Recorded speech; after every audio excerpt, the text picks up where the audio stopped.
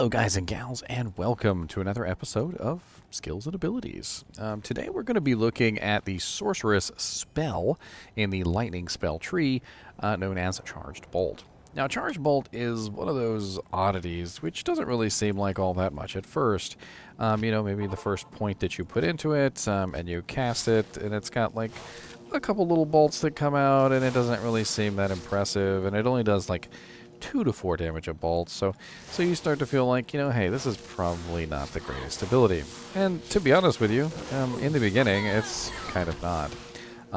Charged Bolt is one of those oddities that really has to be used correctly to get the best benefit out of it.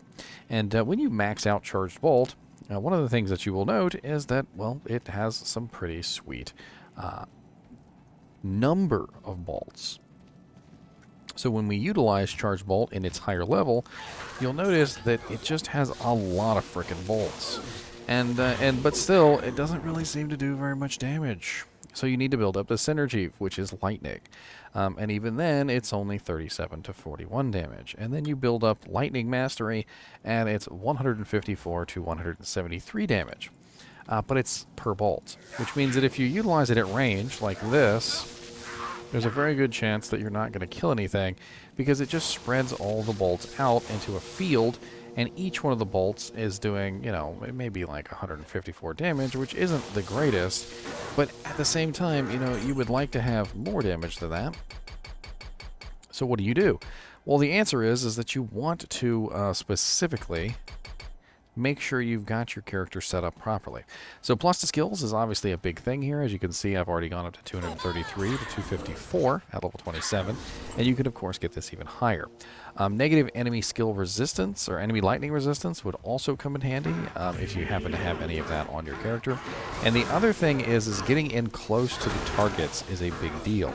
So if you get in extremely close, you will notice that it starts to do an exceedingly larger amount of damage. And that is called shotgunning. So Charge Bolt is an ability that you shotgun with. And you might be asking yourself, what does that mean? Well, a shotgun spreads out its pellets. So the closer you are when you fire a shotgun at a target, the more chance that all of your pellets will hit that particular target. And you want all your pellets to hit the target. You don't want them to scatter and spread out over the battlefield.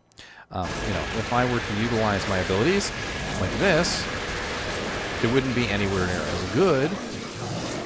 It would still do damage, but nowhere near as good as if I stood right next to the guy and I just shoved all these lightning bolts right in his face.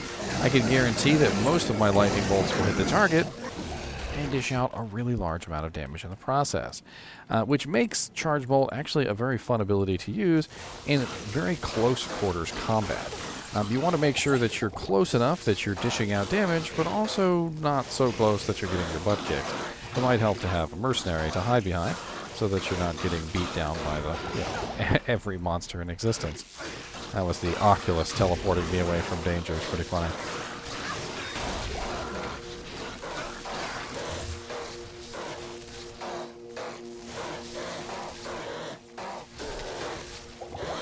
Now, if you get this set up properly, you can actually make what is known as a sparky sork. It's a term my brother came up with a long time ago, the sparky sork. The sparky sork is essentially a sork that spams tons and tons of lightning. Just charge bolts out the wing. And you might be asking yourself, well, how high does charge bolt go? And I think that's a very good question. So let's go over to Amazon Basin real quick. And what we're going to do is we're going to take a look at the higher levels of this ability, because I obviously do not have the best gear available. I could be utilizing way more plus to scale equipment than just simply an Oculus and a Spirit. I don't even have a +2 helmet on, which could certainly be helpful in this situation. I also do not have Arachnid's Mesh or Lightning Skillers or a torch or an Annihilus Charm. I mean, right off the bat there, that's what? 3, 4, 5, 6, 7, 8, 9, 10, 11, 12, 13 at the very least. And it looks like I'm not even wearing a plus to skills amulet. So 14, 15 more than I'm currently at. So I'm currently at level 27. So 27 plus 15. And let's pull out the calculator because we're going to need this. 27 plus 15.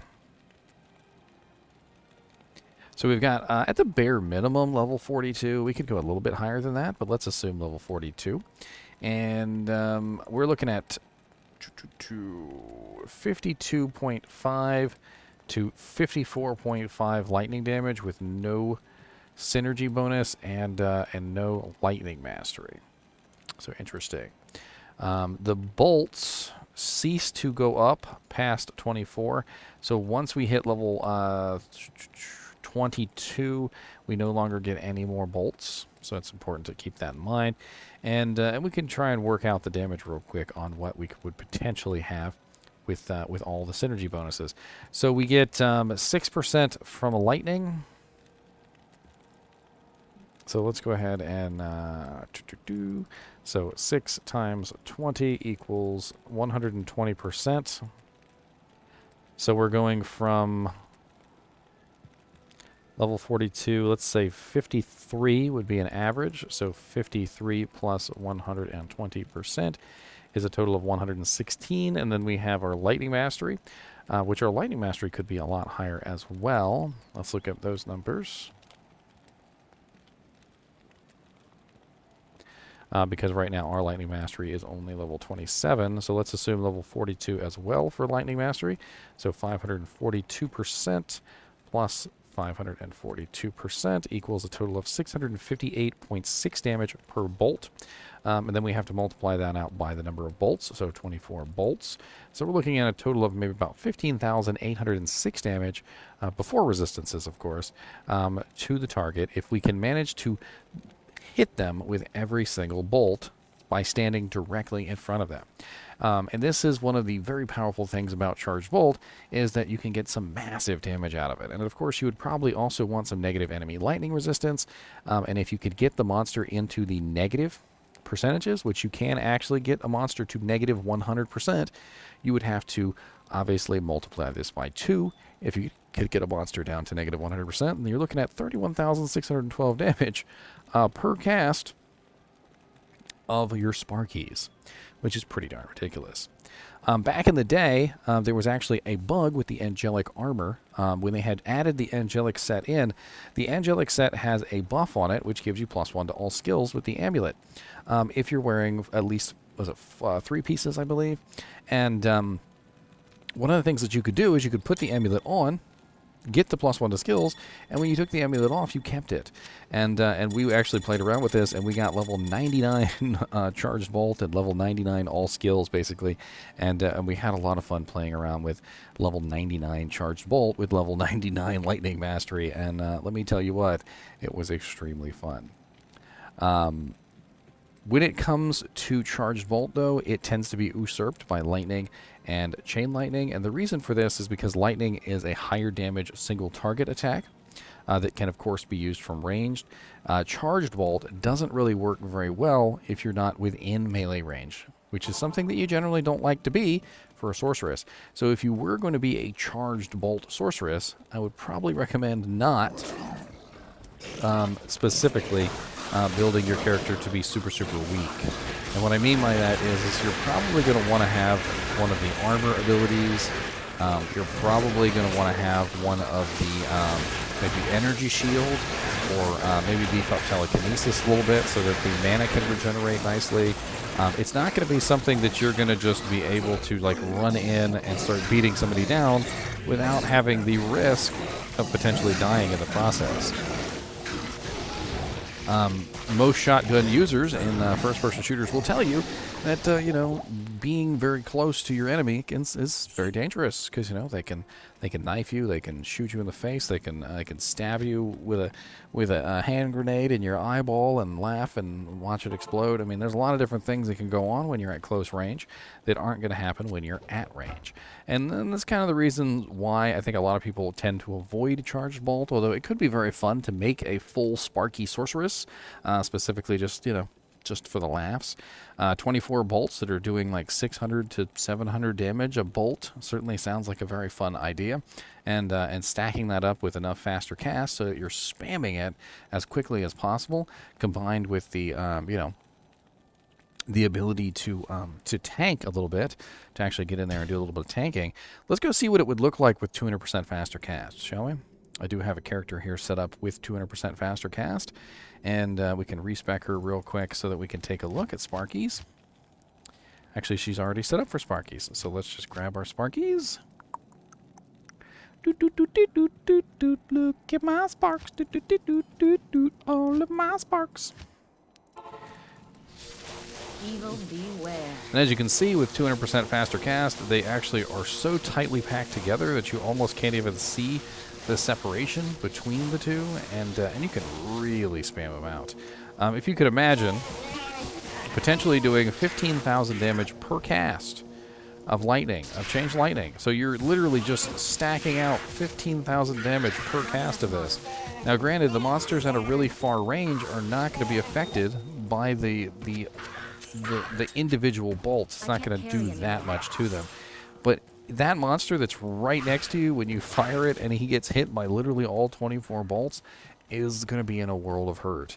And when you can cast it this quickly, I mean, I don't know what to tell you. You could literally do something like this. So you could teleport right next to somebody and just spam and then teleport away. The shotgun effect on this is extremely powerful, and I'd like to hear what you guys have to think. Have you ever built a sparky sorceress, a charged bolt sorceress, and just shotgunned in and just spammed abilities on monsters to kill them as quickly as humanly possible? So I'd like to know. Another thing that we have to go over, of course, is lightning's ability to be broken. So in hell difficulty, there are a lot of lightning immunes. And lightning does tend to be a very easy one to break. I'm going to go over this in every video, so if you've seen my last video on lightning, feel free to skip this part. This is basically the resistances. So this is how you break immunities. Conviction and lower resist are two ways that you can break immunities. Full conviction is negative 30%. Against an immune, but Infinity Polearm is only negative 17% versus an immune. And lower resist and conviction are the only ways that you can break immunities. Negative enemy lightning resistance, which is on items, like for instance Talrosh is here, which has negative 15% enemy lightning resistance, will not break immunities. However, it will stack with conviction and lower resistance. So if conviction and lower resistance do break an immunity, and negative enemy lightning resistance will help bring that down lower.